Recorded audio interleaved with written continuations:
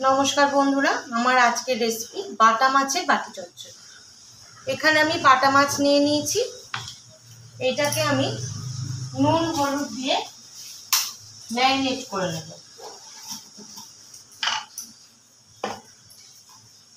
সব মাছগুলোকেই ভালো করে নুন হলুদ মাখিয়ে নেব।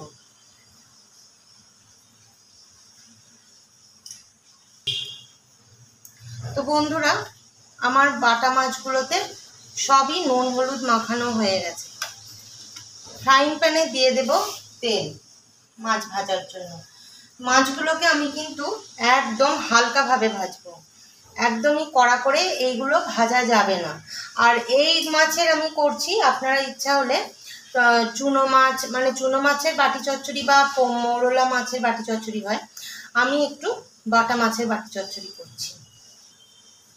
তো তেলটা গরম হয়ে গেছে, মাছগুলোকে আমি ভেজে নেব।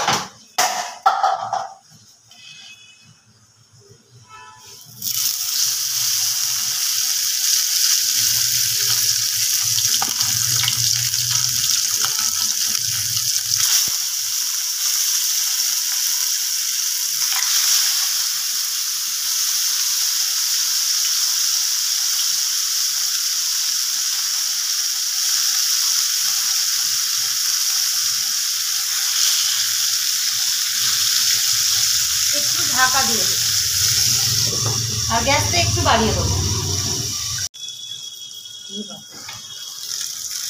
তো মাছগুলোকে আমি একটু উল্টে দেবো।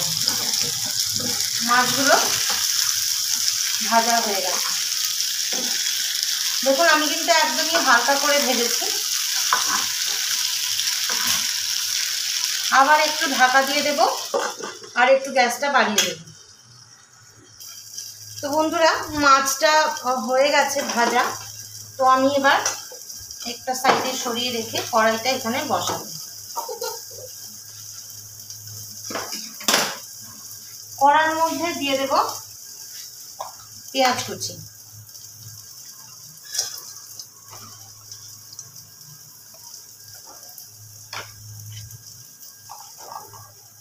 দেব নুন,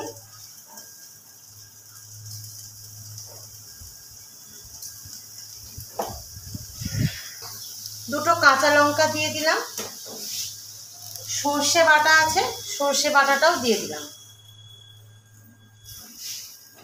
এখানে আমি একটু পোস্ত বেটে রেখেছিলাম, পোস্তটাও দিয়ে দেব। সর্ষে পোস্ত বাটা বাটি চচ্চড়িতে দেয়।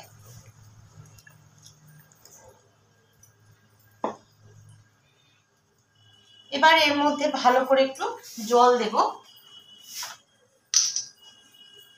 অ্যাকচুয়ালি এটা বাটিতে করার নিয়ম। আগেকার দিনে বাড়ির ছেলেরা যখন অফিসে চলে যেত, তখন বাড়ির মহিলারা এরকম বাটি চচ্চড়ি, তারপরে ঘন্ট, এগুলো অনেক সময় রান্না করতেন। আর মহিলা মহল ছিল একটা, খুব আড্ডা বসতো। যাই হোক, সেইখান থেকেই বাটি চচ্চড়ি এসছে, মানে বাটি করে বসানোর নিয়ম আর। তো এবার আমি এখানে মাছগুলো দিয়ে দেব।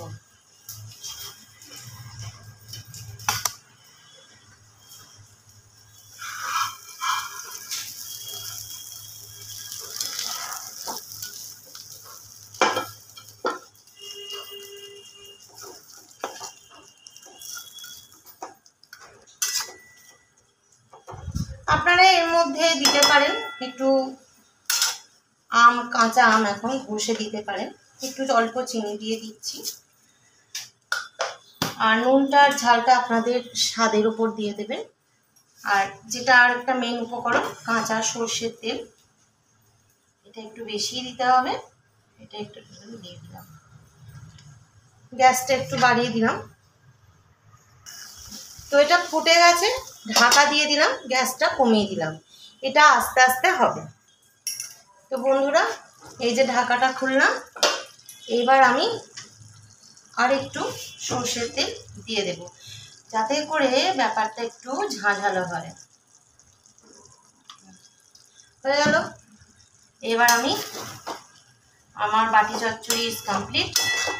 তো আমি এগুলো সার্ভ করে দেখাচ্ছি। তৈরি হয়ে গেল আমার আজকের রেসিপি বাটা মাছের বাটি চচ্চড়ি। তো রেসিপিটা কেমন লাগলো অবশ্যই একটা কমেন্ট করে জানাবেন।